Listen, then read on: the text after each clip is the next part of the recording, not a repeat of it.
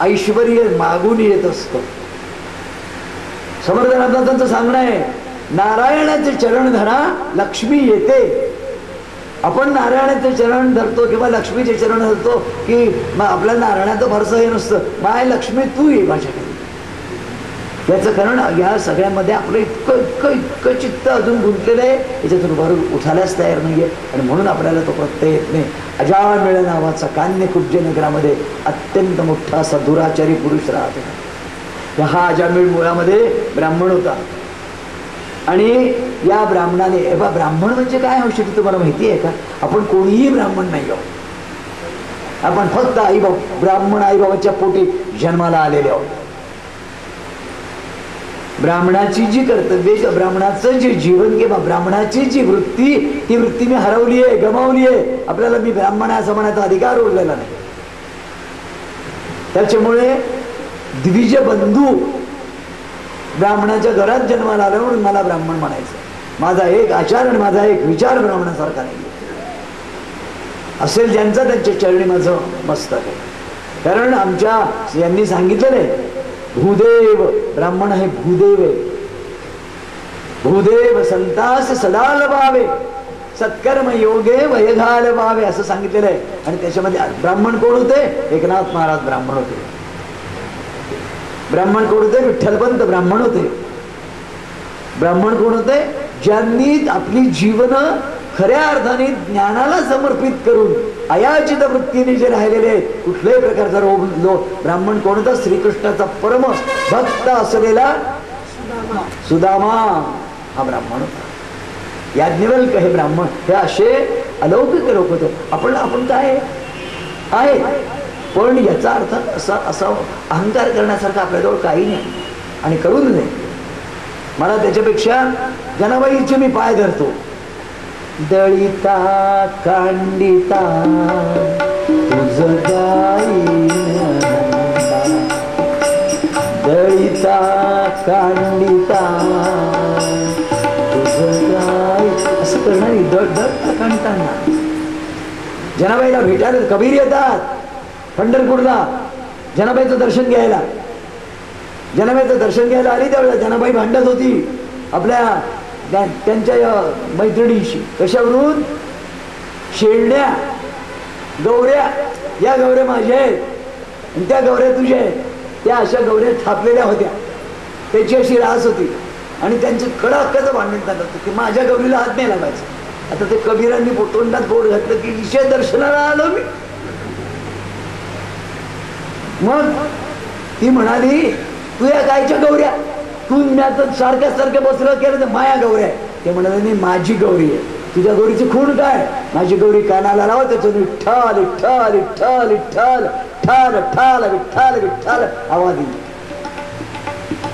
एक एक गौरी कानाला लावली. जनाबाईच्या गौरीतून विठ्ठल विठ्ठल विठ्ठल आवाज आला. ह्या माझ्या गौरी. ही ताकद आहे की काम करत असताना नाम त्याच्यामध्ये भिजलंय, नामात काम भिजलंय, कामात नाम भिजलेलं आहे, कामात देह भिजलेलं आहे, नामात देह भिजलेलं आहे आणि देहातून जे जे होतं ते. त्याच्यामुळे जे जे काही ते नाममय आहे. दुसरं लक्षात घ्या, नामदेवांचा शिष्य आहे चोख्या, चोखोबा. मंगळवेढ्याला भिंत बांधणं चाललंय, दुष्काळ होता. चोखा महार ते भिंत पडली, त्याच्यात गेला. लक्षात घ्या, नामदेव यात्रेला गेले होते, नामदेव परत आले म्हणे माझ्या चोख्याला त्याची हाडं मला शोधायची. त्याच्या हाडातून विठ्ठल विठ्ठल नाव येत होता. आपण जागृतीत नाही घेऊ शकत, त्याची हाडं बोलत होती. माझी हाडं बोलतील असं साईबाबा म्हणाले. माझ्या समाधीची चढेल जो पायरी, साईबाबांनी आपले वचने लिहून ठेवले. ताकद आहे, भक्तीची ताकद आहे, नामस्मरणाची ताकद आहे. आपल्या जीवनामध्ये फक्त उणीव काही असेल, आपल्याजवळ जिद्द नाही मी हे करून घेईनच, मी साधीनच, ही जिद्द पाहिजे. परमात्मा तुम्हाला हजार हातांनी मदत करतो नीट रीतीने तुम्ही. आणि ज्यांनी अशी जिद्द केली, ध्रुवाने जिद्द केली, 5व्या वर्षी ध्रुवाला मिळालं. नाथांनी जिद्द केली, 7व्या वर्षी नाथ घरातून निघून आले. जनार्दन स्वामींकडे गेले. जनार्दन स्वामी दौलताबादचे किल्लेदार होते. जनार्दन स्वामीवरती परिपूर्ण कृपा होती दत्तात्रेयांची. हा मुलगा जनार्दन स्वामींकडे स्वप्रेरणेने आलेला नाही. याची आई आहे गोदावरी. गोदावरीने त्याला सांगितलंय की नाथा तू जनार्दन स्वामींकडे जा. सगळे गेल्यानंतर त्यावेळेला संध्याकाळच्या वेळेला गुरुवारचा तो दरबार असायचा. हा पोरगा तिथे गेला. अरे तू कशाला थांबला बाळा, तुझं काय काम आहे, तुला काय हवंय? तो गुरूंपाशी गेला, म्हणाला मी कशा करता जन्माला आलोय हा माझा हेतू हवा. त्याने पोराकडे पाहिलं आणि मला, अरे तू माझ्याकडे आला, तुला माझ्याकडे पाठवलं कोणी? मला गोदावरी आईने पाठवलं. गोदावरी आई म्हणजे ही नदी पैठणची. त्यांनी त्याला जवळ घेतलं, म्हणे बेटा तू माझ्याजवळ आहे. आणि त्यांनी त्यांना दत्तात तुम्ही शूलभंजन नावाचा पर्वत आहे, औरंगाबादला जर गेला तर जरूर जा. ज्या शूलभंजन जाऊन या, अगदी आवर्जून जावं. हे आपलं हे संत आपले नातेवाईक आहे, लक्षात ठेवा. या संतांनी जिथे जन्म घेतला, जिथे लीला केला, जिथे कर्म यांची दिव्य अशा प्रकारची हे झालेली आहे, तिथे अवश्य जाऊन तिथली माती कपाळाला लावा. शूलभंजन पर्वतावरती नाथांनी तपश्चर्या केली आहे. दौलताबादचा किल्ला असा समोर आहे. शूलभंजन पर्वतावर रोज तो त्यांनी जाऊन त्या ठिकाणी योगाची अशी तपश्चर्या एक दिवशी केली की तो एक साप त्याला बेटोळा घालून असं त्यांच्या माथ्यावरती यायचं. ते भानावर नसायचे, समाधीस्थ असायचे. हे एका धोब्याने पाहिलं. आणि एक दिवशी त्याला जनार्दन स्वामी म्हणाल की चल तुला दत्तात्रयांची गाठभेट घालून दे. हे कलियुगातली उदाहरणं आहेत. मी त्रेतायुगातली, द्वापर युगातली आणि सत्ययुगातली उदाहरणं तुमच्या समोर ठेवत नाही. मोठमोठ्याच फक्त गमत अशी आपल्या हृदयामध्ये कुठेतरी हा भक्तीचा, निरपेक्ष भक्तीचा, निष्काम भक्तीचा, अहेतुकी भक्तीचा अंकुर आपल्या हृदयात उगवला पाहिजे. आपल्याला सांभाळणारा नारायण आहे, आपल्याला सोबत करणारे सद्गुरू आहेत, आपल्याला संपूर्ण रीतीने सांभाळ करणारे संत आहेत. ही खात्री ठेवा. आणि मिळतो, अगदी मिळते, याच्याबद्दल वाद नाही. मी तुम्हाला याने नाही सांगत, माझे सद्गुरू अव्यक्तात आहेत. सद्गुरू गजानन महाराजांनी मला गुरुमंत्र दिलाय आणि माझे सद्गुरू अव्यक्तात आहे. मला त्यांनी अखंड सांभाळलं, अखंड सांभाळलं. आणि त्यांनी माझ्या जीवनात एक एक संत असे पाठवले की मला त्यांनी आडमार्गाला जाऊ दिले नाही. माझ्या जीवनात माझे भक्तराज महाराज आले, माझ्या जीवनात नाना महाराज आले, वरदानंद भारती आले, बाळासाहेब जोशी महाराज आले, एकूण एक मामासाहेब देशपांडे आले, नेमावरचे ब्रह्मचारी विश्वनाथ महाराज आले, एकूण एक संत माझ्या जीवनात वेगवेगळे, बाळाबाबा गळवणी महाराज आले. प्रत्येक आपल्या पोराला आडवाटेला आई जाऊ देत नाही, याचा मी अनुभव घेतला. आडवाटेला जाऊ दिलं नाही, दुर्वासनेला बळी पडू दिलं नाही, वाईट मार्गाच्या माणसांची गाठभेट माझी कधी होऊ दिली नाही. कधी मला असं त्यांनी आपण ठगलो आणि फसलो असं कधी वाटलं नाही. कधी त्यांनी असं वाटायचा प्रसंग आणला जीवनामध्ये. हे काय आहे, तुम्ही कुठेतरी स्वतःचं तनमन जीवे याचं होऊन जा, म्हणजे या गोष्टी होतात. पहा याच्यामध्ये आपल्याला दिसेल, हा जो म्हणून मी माझं मी शब्द ब्राह्मण या शब्दावरून गेलो. त्या ब्राह्मणांनी तो जरी हे होता, त्यांनी एका वेश्येशी प्रेम केलं आणि पत्नीला सोडून दिलं, तिला घरी आणलं, दासीला वेश्य, आणि तिच्याशी तो अनुरक्त झाला. आणि असा अनुरक्त झाल्यानंतर आपल्याला असं दिसेल की स्वेच्छाचारी होता. पाहता पाहता त्याचं वय झालं. बघता म्हणजे पंचमहापातकांची मूर्ती त्यांनी काय नाही केलं. एखाद दुसरी गोष्ट केली तर आपण म्हणू शकतो, पण सर्व केलं. असे काही काही व्यक्तिमत्व असतात आपल्या आजूबाजूला, परंतु संत त्यांना सगळे बरं, संत कधी कोणाला बोलत नाही, पण मार्ग दाखवल्याशिवाय राहत नाही. माझ्या प्रारब्धात नसेल तुम्ही कसं येईन संतांपाशी. संतांपाशी मला येण्यासाठी प्रारब्धात कुठेतरी काहीतरी 4 दाणे पाहिजे सुकृताचे, तर मला बुद्धी होत असते संतांकडे. बहुता सुकृताची जोडी देणे विठ्ठली आवडी. हे अगदी बरं. असा एकही जीव नाही आहे की तो फक्त दुष्कृत घेऊन आलाय. हे नीटपणे समजून घ्या. ही theory, it is the theory. नुसतं पाप किंवा नुसतं पुण्य करून तुम्ही जन्मा आलेले नाही. पाप आणि पुण्य, पाप पुण्य करूनी जन्मा येतो प्राणी, नरदेही येऊनी हानी केली. तुकोबारायांचं 12 अभंग आहे. तुम्ही पापही केलंय, तुम्ही पुण्यही केलंय, आणि म्हणून तुम्ही नरजन्माला आलेला. तुम्ही फक्त पाप केलं असतं तर तुम्ही पशुजन्माला आले असता. तुम्ही फक्त पुण्यवान असते तर तुम्ही संतांचा जन्माला आला असता. तुम्ही नरजन्माला आलेला आहात आणि मुमुक्षु अवस्थेमध्ये आहात. ही तुमची जन्माला आलेल्या नंतरची साधी जो मुमुक्षु जो साहेबा साधकावस्थेमधले जे संत असतात त्यांचं मोठं गोड उदाहरण 7व्या अध्यायामध्ये भगवंतांनी दिलेलं आहे.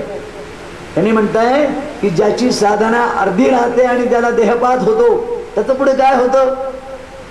शुचीनाम श्रीमताम गेहे देहभ्रष्टोपजायते.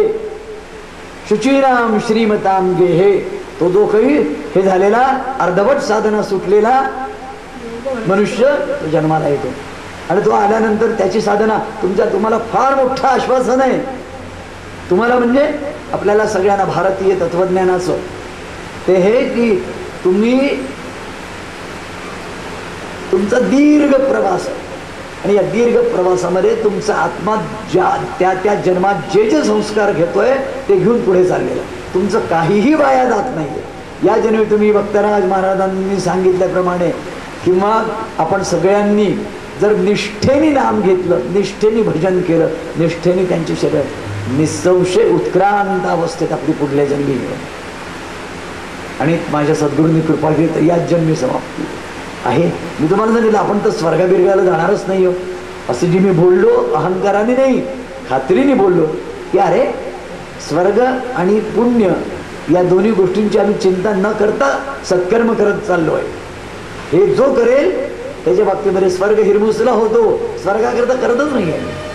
आम्हाला आनंद वाटतो. ही स्थिती जी आहे, पाप पुण्य करून जन्मा येतो प्राणी, नरदेही येऊन हानी केली.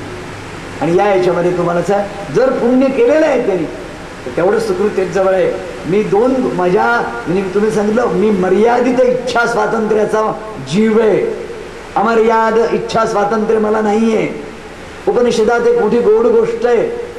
आपली मर्यादित इच्छाशक्ती कशी आहे हे समजून घ्या. एक मोठं वर्तुळ आहे, त्या मोठ्या वर्तुळामध्ये मध्यभागी एक खुंटा काढलेला आहे. त्या खुंट्याला एक दोर बांधलेला आहे, दोरा पक्का, आणि त्या दोराचं दुसरं टोक एका गायीच्या गळ्यात आहे. ती गाय हिंडते पण त्या गायीच्या हिंडण्याला मर्यादा आहे. ती गाय त्या वर्तुळाच्या पूर्ण व्यासाच्या बाहेर जाऊ शकत नाही. तिला कुठेही बसू शकेल, ती इकडे बसेल, इकडे बसेल, इकडे बसेल, इकडे बसेल, पण ती जर म्हणेल की मी बाहेर जाते, दावं तोडून दावं सोडून, ती स्थिती जीवाची आहे. मनुष्य मात्र कर्मबंधनातून इथे आलेला आहे आणि त्या कर्मबंधनातून त्याला जर फक्त 2 गोष्टी लक्षात घ्या. पृष्ठभागावरती उडणं हा चालणं हा भाग आहे, आणि जैसा पक्षी फळाशी झोंबे जैसा देखा उत्प्लवना सरिसा, पक्षी फळाशी झोंबे जैसा, उंच उडी घेणारा जो उड्डाण करणारा पक्षी आहे, ही पण एक दिशा आहे, याच्यावरची पण एक दिशा आहे. आणि सद्गुरू जर भेटला तरच तो तुम्हाला काय करतो, तो तुम्हाला वर नेतो. नाही तर प्रारब्ध तुम्हाला कुठे घुमवत आहे, या मर्यादेतच तुम्ही हिंडाल. अन्न वस्त्र आणि धन तुम्ही जे घेऊन आला आहात त्याच्यापेक्षा तुम्हाला तसुभर अधिक मिळणार नाही. पण सद्गुरु कृपा झाल्यानंतर सद्गुरु काय करतो, ही गोष्ट जी मी बोलतोय हे रमण महर्षींची गोष्ट बोलतोय. रमण महर्षींनी मोठी गोड गोष्ट सांगितलेली आहे. अरुणाचल म्हणून ठिकाण आहे, मी आत्ताच जाऊन आलो. आपल्या भक्तराज महाराजांचं तिथे वृंदावन आहे, तिथे बसून भजन करून आलो मी. आत्ता तिथल्या यांना भेटून आलो, तिथले त्याचे स्वामीजी आहे त्यांना. मी 2 दिवस याला अरुणाचलला होतो, शांत आम्ही त्या ठिकाणी राहिलोय. रात्री बसलो, सकाळी गेलो रमणमध्ये. सद्गुरु कृपा ही कशी असते हे मी तुम्हाला सांगतो. मी पायी पायी चाललेलो आहे, माझ्या बाजूनी वाहनं चाललेली आहेत, बैलगाडी पण चाललेली आहे, ऑटो रिक्षा पण चालली आहे, कार पण चाललेली आहे. आणि जर माझ्या भाग्यामध्ये पोचायचं असेल तर सद्गुरू येतात मागून, दरवाजा उघडतात कारचा, बैस. मी तर पायीच चाललोय, प्रारब्धाप्रमाणे मी पायीच चाललोय, पण सद्गुरु कृपा अशी असते की ते मला ताबडतोब लिफ्ट देतात आणि माझ्या कल्पनेत नाही इतक्या लवकर मी माझ्या मुक्कामावर पोहोचतो. ही सद्गुरु कृपा आहे. सद्गुरु काय करील याला काही नाही, असंभव ते संभव करण्याची ताकद त्याच्यात आहे. याचं कारण काय आहे? हे तत्व आहे, हे शक्ती आहे, ही कर्तुम अकर्तुम अन्यथा कर्तुम असे 3 शब्द आहेत. यांचं कर्तृत्व ज्यांच्याकडे वाटेल ते करू शकतो. हो, वाटेल ते करू शकतो, वाटेल ते करू शकतो. तुम्हाला मी लहानशी गोष्ट सांगतो. एकनाथ महाराज षष्ठीचा दिवशी गेले, नाथ षष्ठीला, फाल्गुन षष्ठीला नाथांनी देह सोडला. नाथांच्या शेवटच्या काळामध्ये आयुष्यभर नाथांनी कृष्णाची भक्ती केली. आयुष्यभर नाथांच्या शेवटच्या काळामध्ये नाथांची आणि तुलसीदासांची भेट झाली. तुलसीदासांनी रामचरित मानसासारखा अमृतमय ग्रंथ लिहिलेला आहे. अत्यंत सुंदर ग्रंथ आहे. जशी माझी ज्ञानेश्वरी मला प्रिय आहे, तशीच माझा रामचरित मानस मला प्रिय आहे, तितकंच प्रिय आहे. मला जर सांगितलं की कोणते 3 ग्रंथ घेऊन तुम्ही निर्जन बेटावर जा, तर मी भगवद्गीता, रामचरित मानस आणि ज्ञानेश्वरी घेईन. बस, 4था ग्रंथ नको. इतका अनुपम अमृत तुल्य आणि 20व्या आपल्या कलियुगातल्या वाल्मिकींनी लिहिलेला ग्रंथ आहे रामचरित मानस. सांगायचं तत्व असं, यांच्या स्वप्नात घे. गुरु कृपांजन पायो मेरे भाई, राम बिना कछु जानत नाही. गुरु कृपांजन पायो मेरे भाई, पायो मेरे भाई, राम बिना कछु जानत नाही. गुरु कृपांजन जागत राम ही सोवत राम ही, जागत राम ही सोवत राम ही, सपने में देखो राजा राम ही. गुरु कृपांजन पायो मेरे भाई, राम बिना कछु जानत. राम स्वप्नात आले, नाथा माझं चरित्र लिहि. रामाने त्यांना प्रेरणा, नाथा माझं चरित्र लिहि. लक्षात ठेवा, काय तपोनिष्ठ पुरुष असेल की भगवंत येऊन म्हणतोय. शेवटी नाथांनी रामायण लिहायला घेतलं. नाथांचा शेवटचा ग्रंथ म्हणजे भावार्थ रामायण. इतकं गोड आहे की मी तुम्हाला काय सांगू.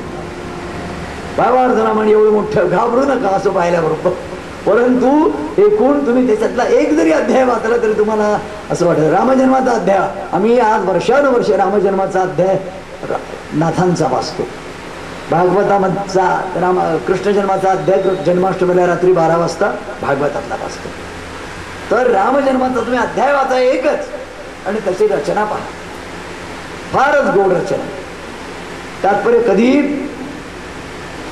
जायची वेळ आली एकदम षष्ठीचा दिवस. लोक त्यांना म्हणाले की नाथा तुम्ही अपूर्ण टाकून चालले जाणार हा ग्रंथ. लक्षात ठेवा, नाथांचा मुलगा आहे हरिपंडित. हरिपंडित विद्वान आहे, ज्ञानी आहे, संस्कृत शिकायला बनारसला गेलाय आणि संस्कृत शिवाय भागवत सांगत नव्हता. तुम्ही जा नाथांकडे आजही. नाथ जिथे बसून भागवत करायचं तो खांब आहे, त्या खांबामध्ये भगवंत गुप्त झालेले आहे.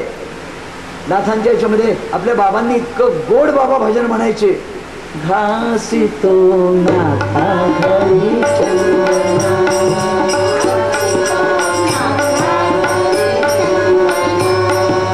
श्री हरी नाथा घरी चंदन,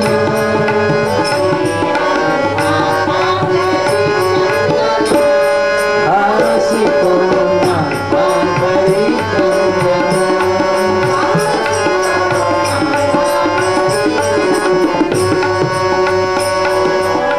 कावडी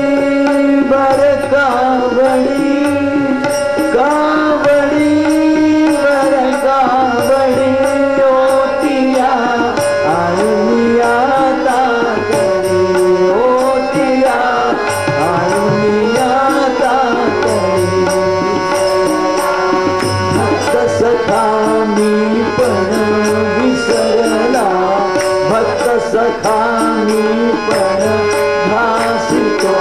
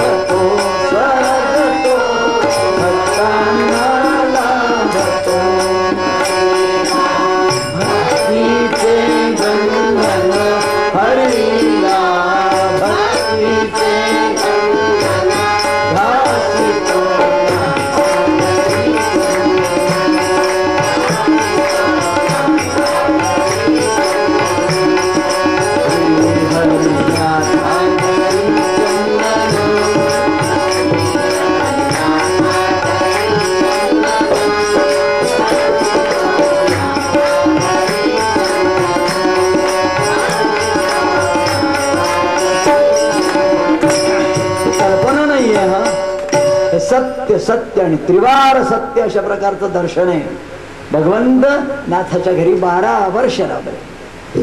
भगवंताने अनुपम अनुपम लीला केलेल्या आहेत आणि आजही आपल्याला असं दिसेल तशाच प्रकारच्या लीला करण्याची. असं समजू नका काहीतरी भयंकर आजूबाजूला काहीही तुम्हाला दिसत असलं तरी जो शुद्ध भाव घेऊन या जगामध्ये भक्तीच्या क्षेत्रात शिरतो त्याला हे सर्व अनुभव येतात. मी तुम्हाला खरं सांगतो, हृदयापासून सांगतो, आजूला बाजूला काय घडतंय याची चिंता तुम्ही करू नका. कोण किती खोटं बोलताय, कोण किती अनितीने वागताय, कोण किती दुराचाराने वागताय, कोण किती कपटाने वागताय, राजकारणामध्ये किती भ्रष्टता आलेली आहे, कोण किती म्हणजे क्रिमिनलायझेशन ऑफ पॉलिटिक्स वगैरे वगैरे वगैरे नाना प्रकारच्या गोष्टी आपल्याला जरी दिसत असल्या तरी तुम्ही शुद्ध भाव धरा आणि भगवंताकडे जा. संतांचं बोट धरा, संत समागम करा, भगवंताची भक्ती करा, नामस्मरणांवरती पूर्णपणे हृदय वाहून द्या. हे सगळे संत तुम्हाला जवळ घ्यायला उत्सुक आहेत. नाथांनी तुम्हाला मी सांगतो. मग काय झालं, खरी गोष्ट ही, आणि माझी हात जोडून विनंती आहे की जरी आपण बृहन महाराष्ट्रात राहत असलो तरी आपलं जे नातं आहे ना ते महाराष्ट्राशी जे आहे ते आजच्या महाराष्ट्रातल्या लोकांशी नाही. माझे 50 नातेवाईक महाराष्ट्रात आहे, एकाचं माझं गोत्र जमत नाही. पण कारण काय, सगळे आपापल्या आनंदात मस्त आहेत हो, ज्यांचे आपलं गोत्रच नाही जमत. मग माझं गोत्र जो माझा भक्त सखा असेल त्याच्याशी जमत. मला ज्याचं मोल आहे, मला जांबेला गेलो समर्थ रामदासांची कपाळाला, समर्थांच्या सर्व ठिकाणी जायचं. यंदा जाणार आहे मी. समर्थांचा यंदा चतुर्थ शताब्दी महोत्सव आहे, 400 वर्ष होत आहेत. 2008 मध्ये समर्थांना. जांब आहे, किती ठिकाण आहे, जांब आहे, चाफळ आहे, टाकळी आहे, त्याच्यानंतर शिवथरगड आहे, सज्जनगड आहे, सुंदरगड आहे. असे रसिक आणि असा महापुरुष न भूतो न भविष्य अशी समर्थांची. ज्ञानोबांच्या तिथे गेले तर आत्ता मी भागवताला गेलो, किशोरजी व्यासांनी मला सांगितलं, पागे आळंदीला जाऊन माऊलीला भेटून या, मग भागवत करा. आधी उतरल्या मग मी आळंदीला गेलो. छान आळंदीला गेलो, देहूला गेलो तुकोबांच्या तिथे. मग तिकडून आल्यावर भागवताला लागलो. म्हणजे हे सगळे आपले खरे नातेवाईक आहे. असं का बरं म्हणतो मी खरे नातेवाईक आपले, हे खोटे नाही, खरी गोष्ट आहे. शीत तेथे भूत ही आपल्या सध्याच्या वर्तमानातल्या नातेवाईकांची गती आहे. तुम्ही चांगले आहात म्हणून तुम्हाला मी हाका मारतोय, नाहीतर तुम्हाला खरं सांगतो, सर्व परिस्थितीमध्ये माझा सखा कोण आहे? जनसुखाचे सोबती, निर्वाणीचा श्रीपती, जन हे दिल्या घेतल्याचे, देव घेव आणि विनिमय. म्हणून या समर्थांचं म्हणून गोड वाक्य आहे, कधी विसरू नका. जनी जनार्दन व असे परी तो सज्जनी बसे. माझं सज्जनांशी नातं आहे, माझा संतांशी नातं आहे, माझं भक्तांशी नातं आहे, माझं भक्तीशी नातं आहे. ते याच्यातलं जर कोणी माझ्याशी आला तर मग त्याच्यासाठी मला त्याची जात नाही विचारायची, पात नाही विचारायची, तो हिंदी आहे की मराठी आहे की गुजराती आहे की मद्रासी आहे हे मला पाहायचं नाहीये, तो महाराष्ट्रातला आहे की महाराष्ट्रातला नाही हे पाहायचं नाहीये. जिथे जाईन तिथे माझ्याजवळ त्याच्यासाठी द्यायला काहीतरी परवरीचा शब्द आहे आणि तुम्हाला समजू शकतोय. आणि हे झालंय असं. विशाखापट्टणमलाही मला आश्चर्याचा धक्का बसला. मागच्या वेळेला गेलो त्यावेळेला विशाखापट्टणमला सद्गुरू गुळवणी महाराजांनी शक्तिपाताची ज्याला दीक्षा दिली आहे ती व्यक्ती मला भेटली. म्हणजे तुमचे ते गुळवणी महाराज कसे आहे विशाखापट्टणमला? ते म्हणाले, गोदावरी नावाचं स्टेशन येतं विशाखापट्टणमकडे जाताना, येतं ना, तुम्ही गेला आहात ना, त्या गोदावरीला परमहंस परिव्राजकाचार्य वासुदेवानंद सरस्वती होते. आपल्या गुरूंच्या दर्शनाला गुळवणी महाराज तिथे गेले आणि त्या तिथे गेल्यानंतर गुळवणी महाराजांना वासुदेवानंदांच्या नंतर काही जी कुटुंब मिळाली त्या कुटुंबांच्या मध्ये पुन्हा दुसऱ्यांदा ते आले. त्यावेळेला त्यांनी मला शक्तिपाताची दीक्षा. तुम्ही जरा काही विचार केला की संतांना देश आणि विदेश, संतांचं त्रैलोक्य ही भूमी आहे. सबभूमी गोपाल की. स्वामी मी आज सकाळी जी मी आरती म्हणत असतो, जय बंसीधर श्याम, ही एका मोठ्या साक्षात्कारी सत्पुरुषाने दिलेली आरती. ते स्वामी राम नावाचं साक्षात्कारी सत्पुरुष, हरिद्वारला त्यांचा आश्रम होता, ते आमच्या जीवनामध्ये आले. आमच्या इथे उज्जैनला मांडे नावाचं डिव्हिजनल मॅनेजर होते याचे MPEBचे, त्या मांड्यांचं इथे गोधा कॉलनीमध्ये घर होतं. परवा मला अचानक त्यांची मुलगी डॉक्टर शास्त्री, मिसेस शास्त्री पुण्याला भेटल्या. काका मला ओळखलं का? आता मी इथे एक भानावरच नव्हतो. मी म्हटलं माफ करा बघून नाही ओळखतो काका, मी शास्त्री, मी यांची मुलगी बेनताताईंची. अरे म्हटलं हां. तिच्या लग्नाला मी हजर होतो. Doctor Mukund Shastri heart cardiologist होते, स्पेशल हार्ट, नागपूरला त्याचा दवाखाना. सात्विक घराणं, आई वडील दोघे सगळेजण. तर सांगायचे तत्वमध्ये या स्वामी रामांनी केलेली आरती आहे. एक एक शब्द गोड आहे, मधुर शब्द आहे. त्या मधुर शब्दा ती आरती आमच्या याच्यात येऊन गेली. मी 50 ठिकाणी ती आरती दिली. वृंदावनला सुद्धा मी भागवत केलं तर तिथल्या पुजाऱ्यांनी मला सांगितले की महाराज आपने कोणती आरती गाई, हमको लिख के देना. वृंदावनला ती आरती लिहून दिली. सांगायचं तत्व असं की मी तुम्हाला ठामे ठोकपणे सांगतो, अर्धविश्वास आणि अंधविश्वास दोन्हीही ठेवू नका. अर्धविश्वासही ठेवू नका आणि अंधविश्वास. डोळ समर्थांचं एक सांगणं लक्षात घ्या, जगी जाणता भक्त होवो निराळे. जगी जाणता भक्त होऊन राहा, नेणता भक्त नको हो. जे करायचं ते डोळसपणे करा, समजून उमजून करा आणि केल्यानंतर आत्मविश्वासाने करा. कोणी काही म्हणतो, आपण असावे निवांत, तरी तर बेटे जगन्नाथ, जगदीश, जगदात्मा. स्वतःला लहाने मानू नका, स्वतःला अहंकाराने फुगूनही जाऊ नका. अहंकारात फुगण्याचा अर्थ असा, अहंकारात दूरच ठेवा. माऊली म्हणते, नामदेव माऊली म्हणतात तसं, अहंकाराचा वारा न लागो राजसा, माझिया विष्णुदासा केव्हाही. मग आपल्याला खात्री आहे माझी की तुम्हाला जीवनामध्ये अपयश, दुःख, वैफल्य ही गोष्ट स्पर्शणार नाही. कारण काय की तुम्ही ज्याचे पाय पकडले तो आनंद खंड दाता आहे, तो आनंदच पेरतो. त्याची प्रतिज्ञा आहे, अवखाची संसार सुखाचा करून आनंदे भरीन तिन्ही लोक. तिन्ही लोक, मी तिन्ही लोक आनंदाने भरून काढण्याकरता आलोय असं ज्ञानोबाने सांगितलं आणि त्याची तुम्ही पाय पकडलेले. पहा पुढे डोक्यावर हात ठेवला राहिलं काय. वा वा वा, धन्यवाद. तर सांगायची गोष्ट म्हणजे नाथ षष्ठीच्या दिवशी सकाळी उठले, त्या दिवशी समाधी घेणार होते. सगळ्या लोकांनी म्हटलं, नाथांनी कोणाला हरिपंडिताला नाही बोलावलं. गावबा नावाचा त्यांचा शिष्य होता, जो नाथांचा अंथरूण काढायचा, टाकायचा, नाथांना आंघोळीला पाणी द्यायचा, नाथांचे कपडे धुवायचा आणि त्याला काहीही बुद्धी नव्हती. तो फक्त एक नाम म्हणायचा, एकनाथ एकनाथ एकनाथ एकनाथ. काहीही अक्कल नाही. नाथांनी त्याला बोलावलं, त्याच्या मस्तकावर हात ठेवला आणि हा आता याच्यानंतरचं भावार्थ रामायण पूर्ण करेल असं सांग. आणि गावोबाने ते रामायण पूर्ण. ही सद्गुरू काय नाही करत हे मी तुम्हाला सांगून राहिलोय.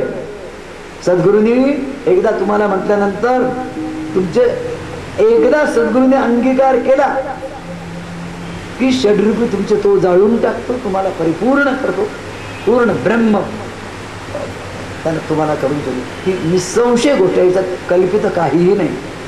आणि सद्गुरू सांगतो ते जर केलं तर. बघा, या अजामिळाची बायको गर्भवती होती. अजामिळ बाहेर गेला होता. कितीही मनुष्य वाईट असला ना तरी basically man is not bad. कोणीही वाईट नाही. फंडामेंटली बेसिकली प्रत्येक जीव अज्ञानी असतो म्हणून काहीतरी चुकीचं करतो, पण दुष्ट नसतो. तर ती बाई सुद्धा तशीच होती, सज्जन होती ती मनाने. आणि संत तिच्या घरी आले. संत आल्यानंतर 12 वाजताची वेळ होती. संतांनी तिला म्हटलं, आई मला जेवायला घालाल का.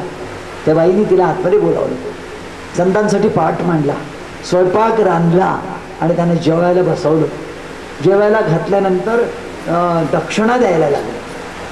तर ते संत काय म्हणतात, बाई आम्हाला एकच दक्षिणा दे, तुला मुलगा होईल त्याचं नाव नारायण ठेव.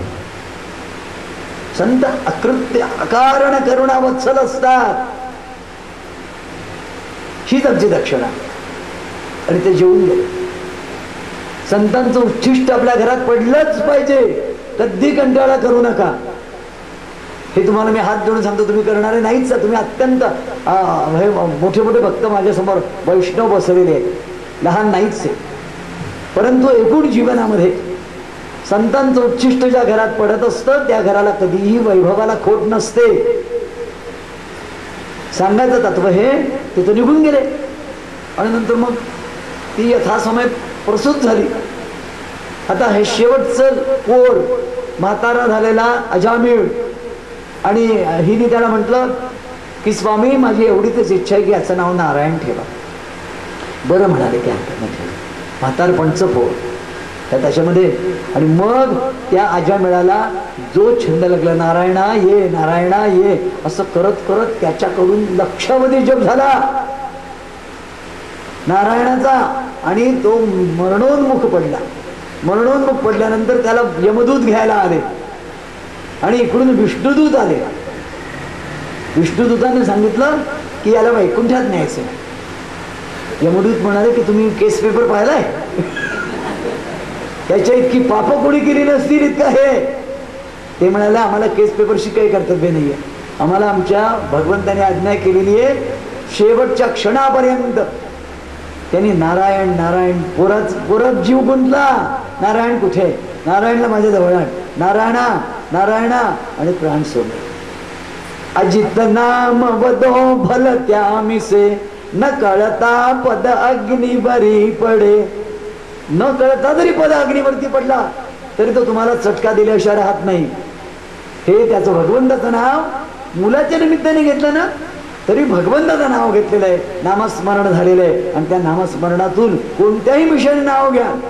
कौसली नाव घेतलं भयानी, कृष्ण कृष्ण मला मारणार आहे, कृष्ण मला मारणार आहे, कृष्णाचं भय कृष्णाने केलं. गोपींनी नाव घेतलं प्रेमाने, भक्तीने. फक्त अर्जुनाने नाव घेतलं श्रद्धेने. कोणत्याही भावाने तुम्ही नाव घ्या. शिशुपालाने नाव घेतलं वैराने, तरी त्याचा त्यांनी उद्धार केला. आणि ते यमदूत जे ते गेले आपल्या यमधर्माकडे. त्याने सांगितलं की we are resigning the post. Yama म्हणाला काय झालं? तुम्ही आम्हाला सांगितलं त्याला घेऊन या आणि ते विष्णुदूत कोण आहेत ते आले आणि त्यांनी त्याला नेलं. मग आमचा काय फायदा? तुम्ही आम्हाला कशाला पाठवता? तुम्ही आम्हाला पाठवल्यानंतर आम्ही जर त्याला आम्ही आमच्या इच्छेने तर कोणाला घ्यायला जात नाहीये ना. तुम्ही सांगता की जा अमुक अमुक घर नंबर अमुक अमुक, बेड नंबर तमुक तमुक घेऊन या, मग आम्ही जातो. म्हणजे तुम्ही मग तुमच्या खात्यामध्ये काहीतरी चूक आहे. त्याने सांगितलं नाही असं नाहीये. मग यमधर्म विष्णूंकडे आले आणि विष्णूने म्हटलं की भगवंता तूच मला लोकपाल केलंयस, तूच मला ही कर्तव्य बांधून दिलेलं आहे. सगळे काय आहे भगवंताने निर्माण केलेलं आणि नेमलेले नियुक्त केलेले लोकपाल आहे. यमलोकाचा मुख्य दक्षिण संयमनी नावाची यमाची पुरी आहे, ती दक्षिण दिसेल आहे. त्या ठिकाणी यमधर्म त्याचा लोकपाल आहे. आपल्या सगळ्यांचे प्राण हरण करण्याचं काम त्याचं. हरण करणे, घेणे नाही बरं. जेव्हा प्राण जायचा तेव्हाच जातो, त्याच्या मनाला येईल तेव्हा तो प्राण हरण नाही करत. पण प्राण हरण करायची वेळ आल्यानंतर कोणी आड येऊ शकत नाही. कोणी नाही कोणाचा सखा बाप आणि खूप भजन आहेत. आपण भजनातच चाललेलो हे गोड भजन आहे. सर त्यांना अजामेळाला हे पाहतोय अजामेळ हे सगळं. आणि त्यावेळेला त्याला लक्षात, आणि विष्णू लोकात गेला.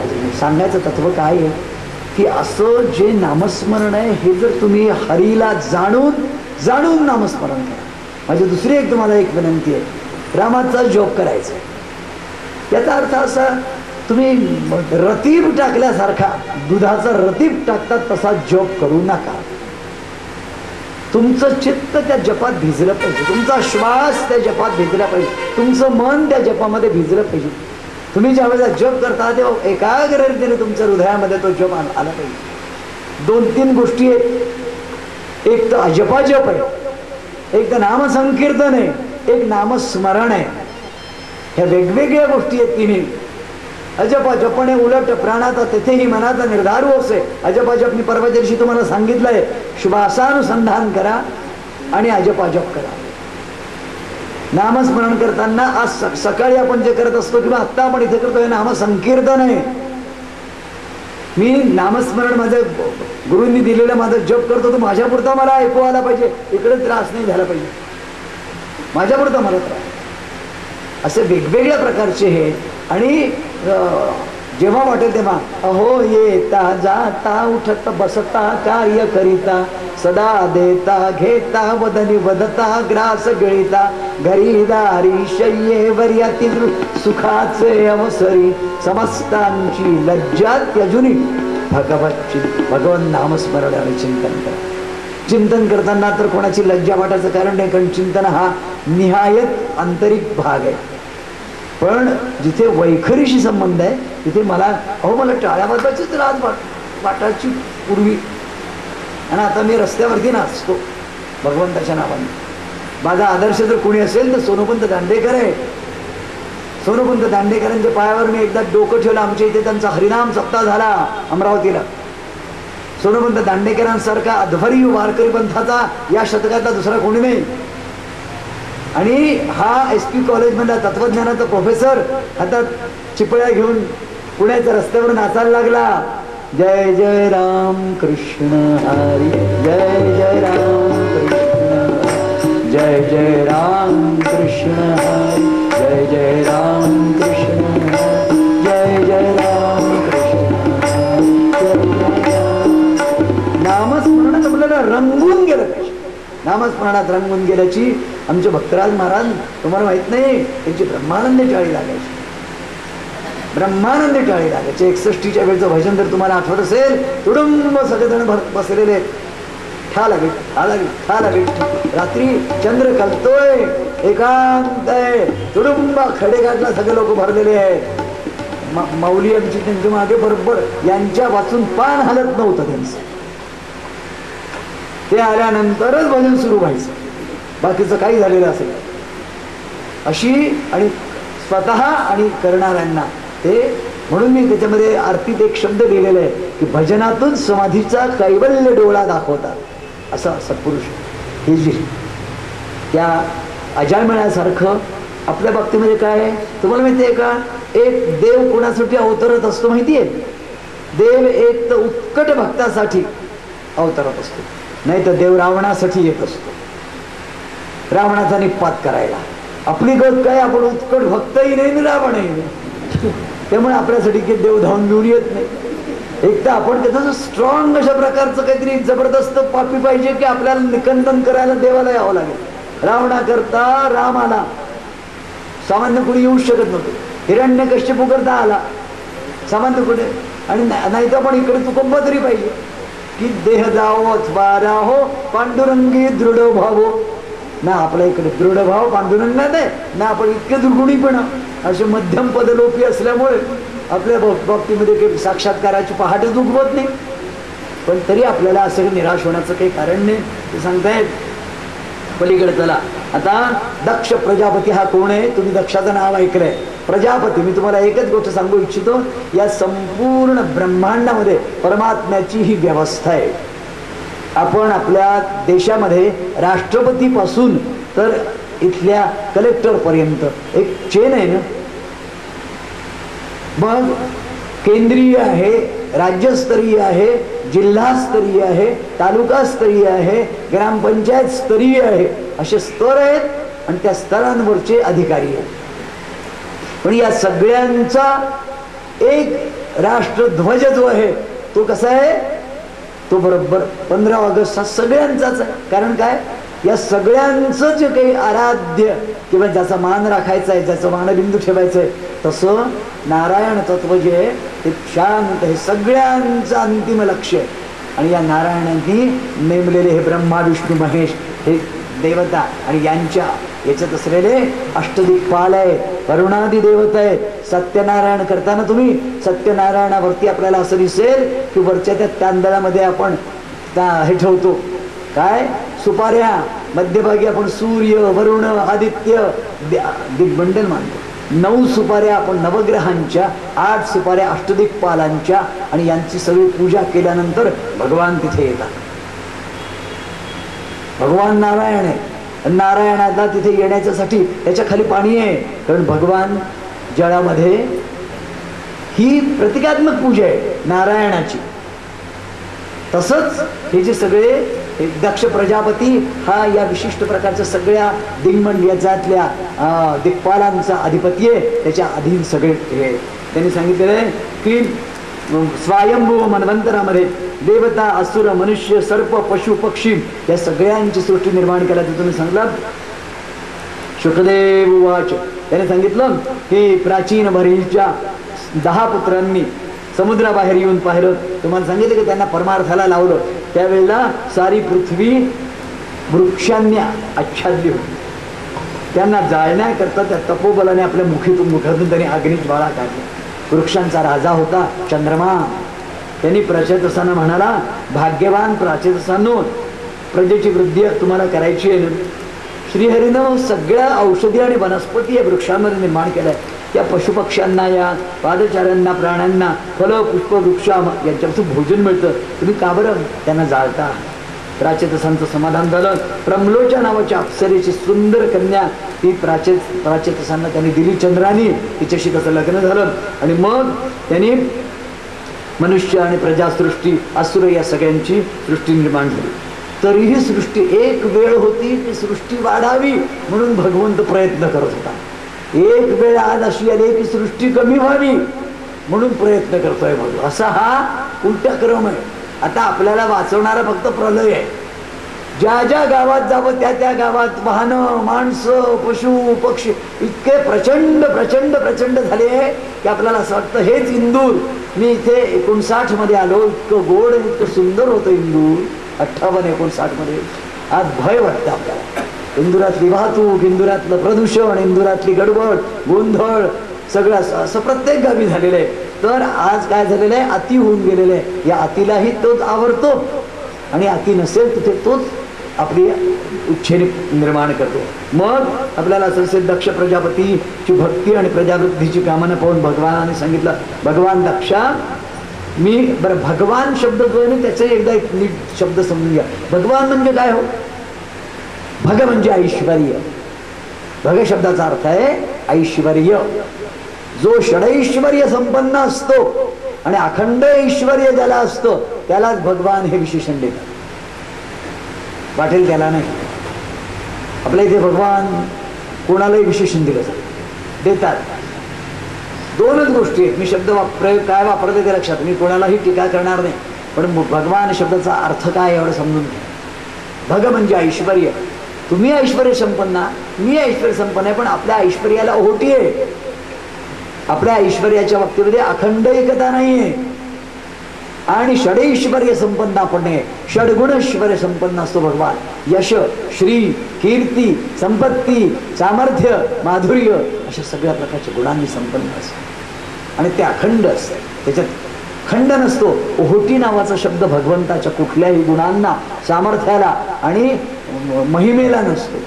भगवंताचा महिमा हा कधीही ओहोटलाय, कमी झालाय, उणा झालाय असं कधी, तोच भगवान आहे. म्हणून आता आपल्या इथं सध्या काय होऊन गेलेलं आहे, उदंड दाहरी खैरात विशेषणांची. आपण वाटेल त्याला वाटेल ते विशेषण देतो. म्हणजे सहकार महर्षी, शिक्षण महर्षी. महाराष्ट्रामध्ये तर वाहिलेला 50 महर्षी सापडतात आजच्या काळात.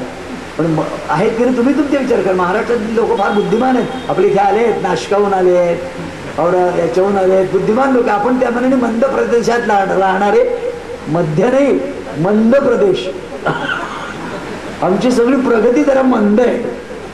खरं आहे की आम्ही प्रामाणिकपणे सांगतो, खरी गोष्ट. महाराष्ट्रामधल्या प्रगतीचा वेग अधिक आहे आमच्या इथल्या प्रगतीपेक्षा. आमच्या इथे थोडं उशिरा आहे. सुखी लोक आहे.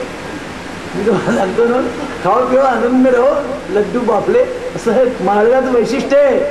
महाराष्ट्रातल्या लोकांना त्याचा भाग. मी माळवी आहे आता, पूर्ण 100% माळवी आहे असं आमच्या इथे म्हटलं आहे. 3 सिंहस्थ जो इथे राहतो तो माळवी होतो. माझी 4 सिंहस्थ झालेले. सांगायचं तत्व हे की हा प्रादेशिकतेचा भाग आहे. कोकणातले लोक कष्टाळू आहेत, अतिशय कष्ट केलेले आहे त्यांनी, कष्टाने वर आलेले आहेत. महाराष्ट्रातले लोक सुद्धा कष्ट करतायत, झगडतात, संघर्ष करतात. त्या तुलनेने आमचा प्रांत कालकालपर्यंत सुखी होता. कमी मेहनत आणि भरपूर पीक. मग आत्ता आम्हाला लक्षात, नर्मदेवर बांध घातल्यानंतर आम्हाला आठवलं की काहीतरी भयंकर झालं. तोपर्यंत आम्हाला भीतीच नव्हती. आता इथे इंदूरला येऊन नर्मदा मिळत नाही घरामध्ये आम्हाला, तेव्हा आम्हाला जरा जागे झालो आम्ही की काहीतरी केलं पाहिजे, काहीतरी असलं पाहिजे. तुमच्या इथे तसं नाही आहे. तुमच्या इथे खूप कष्टाने तुम्ही, मला आठवत आहे वेगवेगळ्या तऱ्हांचे प्रयोग महाराष्ट्रामध्ये चाललेले असतात. त्यांनी सांगितलं तर याच्यामध्ये भगवान या शब्दाचं मी बोलून राहिलोय ते भगवंत त्याला सांगतायत, दक्षा पंचजना प्रजापतीची कन्या आसिकनी हिच्याशी तू विवाह कर, प्रजा निर्माण कर. बरोबर त्यांनी त्या दक्ष प्रजापतीने 10,000 पुत्रांना जन्म दिलेला आहे आणि त्यांचा विस्तार झालेला आहे. आता एक लक्षात घ्या, एकदा असं झालं, इंद्र जो होता, देवेंद्र म्हणजे स्वर्गाचा अधिपती, हा आपल्या दरबारात बसलाय. देवाच्या दरबारामध्ये अनेक प्रकारचे सगळे मोठमोठाले देवगण आहेत. बृहस्पती आले. देवानांच ऋषीणांच गुरुं कांचन सन्निभं बुद्धिभूतं त्रिलोकेशं तं नमामि बृहस्पतीं. देवांचे गुरु आहेत बृहस्पती, असुरांचे गुरु आहेत शुक्राचार्य. देवांचे गुरु जसे तिथून आले तर हा मदांध इंद्र उठून बसला नाही, उठून उभा राहिला नाही. गुरूंचं आगमन झाल्यानंतर आपण उठून शकत नव्हतो म्हणून मी काय केलं, जय जयकार केला. मांडवात यायच्या अगोदर गुरूंच्या आगमनाची आपण जर नोंदही घेतली नाही तर गुरु रागावतील. एक तर उत्थापन केलं पाहिजे, नाही तर जय जयकार केला पाहिजे, नाही का. तर या ब्रह्मदेवा त्या इंद्राने बृहस्पतीकडे पाहिलंच नाही. बृहस्पती संतापले. आणि लक्षात ठेवा, गुरु रागवल्यानंतर कोणताही देव जवळ घेत नाही. न गुरोर अधिकम न गुरोर अधिकम न गुरोर अधिकम शिवशासनतः शिवशासनतः शिवशासनतः असं त्यांनी सांगितलेलं आहे. कोणी जवळ घेत नाही. आणि ते अंतर्धान पावले, देवांचे गुरु अंतर्धान पावल्याबरोबर देवांचं दुर्दैव उजाडलं. देव रानोमाळ झाले. देवांचं दुर्दैव असं उजाडलं, देव राज्यापासून च्युत झाले. राज्य सोडून ते रानोमाळ भटकायला लागले. आणि इंद्राला दुःख झालं. मागून पश्चाताप होऊन काय फायदा. गुरु काय मागत होते. गुरु एक लहानस कहो तिकडे असं कोण आहे. त्या ब्रह्मदेवाकडे गेले. इंद्र म्हणाले, गुरु अंतर्धान पावले.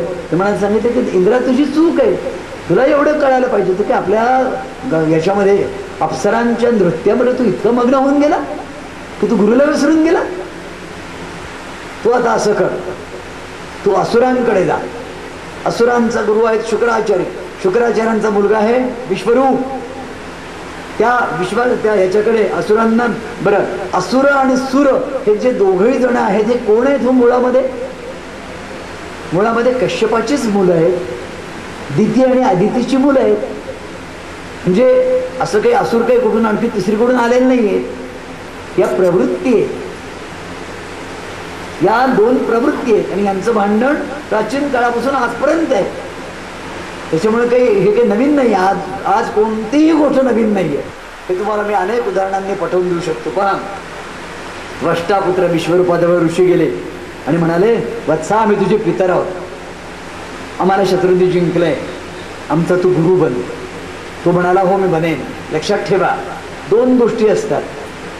मी तुमच्याकडे आलो, माझ्याजवळ काही अटी नाहीये. तुम्ही माझ्याकडे आलात की माझ्याजवळ 3 अटी आहेत. कोण कोणाकडे जातं याला महत्व आहे. आपण ज्या वेळेला गुरुकडे जात असतो त्यावेळेला आपण विना अट गुरु सांगतील ते ऐकलं पाहिजे. तर त्यांच्याकडे गेले, त्यांनी अट घातली की कोणी कष्टाने, आणि नंतर त्यांनी त्याला सहाय्य केलं. शत्रूंना जिंकण्याकरता विधीपूर्वक स्नान आचमन करून त्यांनी पवित्र धारण करून ओम नमो भगवते वासुदेवाय या मंत्राने अंगन्यास करून नारायण कवचाचा पाठ करायला विश्वरूपाने इंद्राला आदेश दिला. आणि ज्या वेळेला विश्वरूप हा सोमपान करायचा, दुसरी एक गोष्ट लक्षात घ्या, सोमपान म्हणजे मद्यपान नाही. मद्य आणि सोम या दोन गोष्टी काहीही संबंध नाही. सोम ही एक वनस्पती आहे. सोमयाग हा अक्कलकोटच्या गजानन महाराजांनी केले. अक्कलकोटचे गजानन महाराज तुम्हाला माहिती आहे, अग्निहोत्राचे प्रवर्तक. आमच्या अक्कलकोट स्वामींच्या नंतर तिथल्या पीठावरती बाळप्पा आणि चोळप्पा नावाचे त्यांचे 2 शिष्य होते. बाळप्पांच्या परंपरेमध्ये अक्कलकोटचे गजानन महाराज नावाची विभूती तिथे बसली. या गजानन महाराजांना मंत्राचा उपदेश केलाय परशुरामांनी.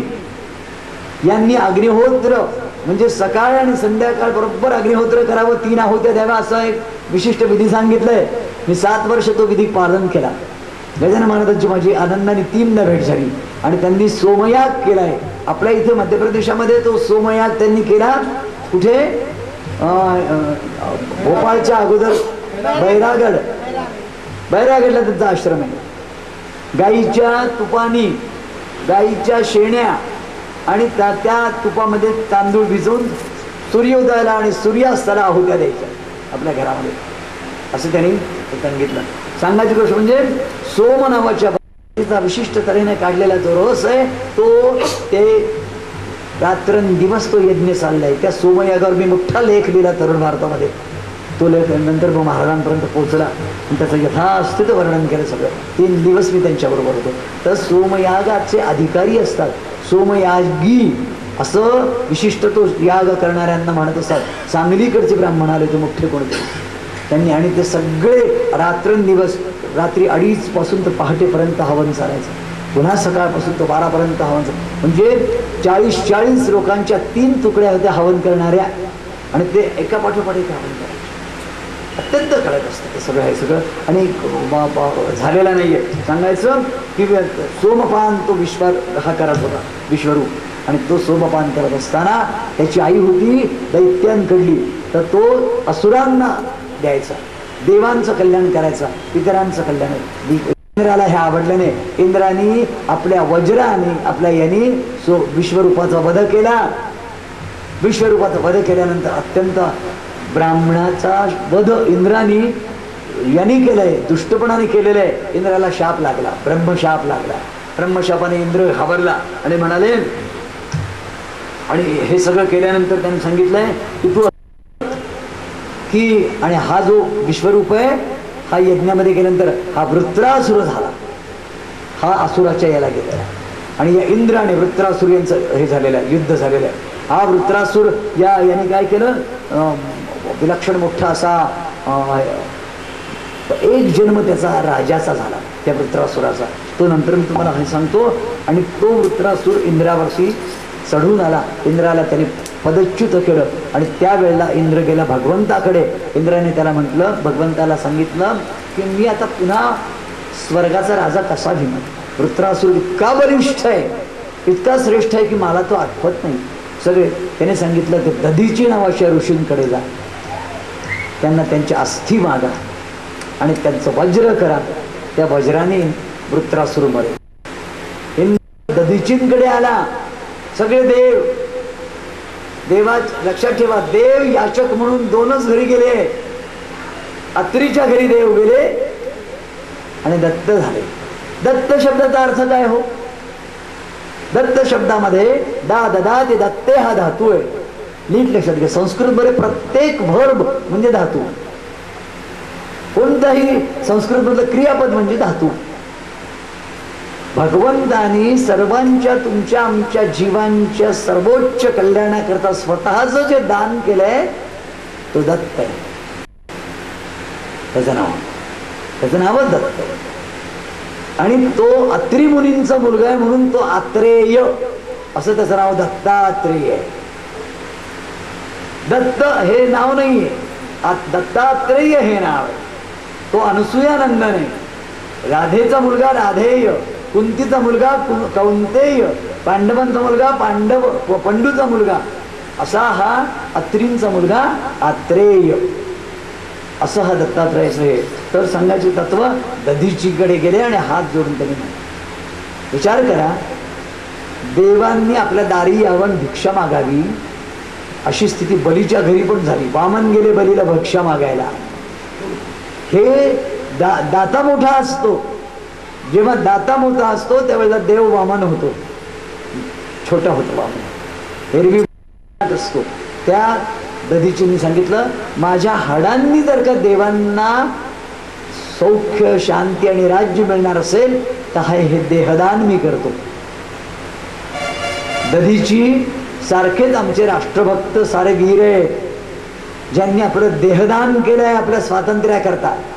हे जे वर्ष आहे ना 2007, हे वर्ष म्हणजे 1857च्या स्वातंत्र्य सम्राटचं शतकोत्तर सुवर्ण महोत्सव चाललाय. 1857 नंतर 1957 100 वर्ष, आणि 1957 नंतर 2007 ही किती आहेत वर्ष? 151 वर्ष आहे. शतकोत्तर सुवर्ण महोत्सव. सगळ्या स्वातंत्र्य वीरांना आमच्या इथे आम्ही 3 व्याख्यानं केली स्वातंत्र्य वीरांना श्रद्धांजली समर्पण करण्यासाठी. दिल्लीलाही एक कार्यक्रम झालाय, नागपूरलाही कार्यक्रम झाला याचा. 101 हे बा यांनी आपली प्राणाहुती दिली आहे म्हणून आज आपण स्वराज्याने हे भोगून राहिलो. लक्षात ठेवा, आपल्याला विसर पडला यांचा. असे कित्येक लोक आहे की जे या ठिकाणी तळपून गेले. एक लहानशी कविता आहे, 4 ओळी सांगतो. या मातीला ठाऊक सारे, इथे वाहिले वादळ वारे, आकाशातील अवघे न्यारे इथे तळपुनी गेले तारे या मातीला या मातीच्या कणाकणातून आंदोळून आकाश गरजले कृण्वन्तो विश्वमार्यम्